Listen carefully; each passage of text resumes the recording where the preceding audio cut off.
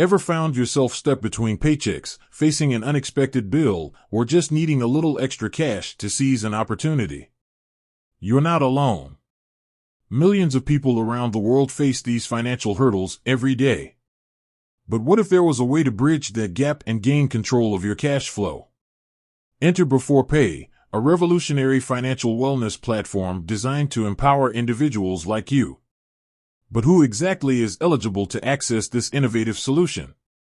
Let's dive in. Employees, whether you work full-time, part-time, or on a contract basis, Beforepay can be a valuable tool. Gig workers, from ride-sharing drivers to freelance writers, the fluctuating nature of gig work can make budgeting challenging. Beforepay provides the flexibility you need to manage your income stream. Small business owners, running a small business comes with its own set of financial ups and downs. Beforepay can help you cover unexpected expenses, invest in growth opportunities, and maintain a healthy cash flow. Students, balancing tuition fees, textbooks, and living expenses can be a major struggle. Beforepay offers a responsible way to access funds when needed. Beforepay is committed to making financial wellness accessible to a wide range of individuals.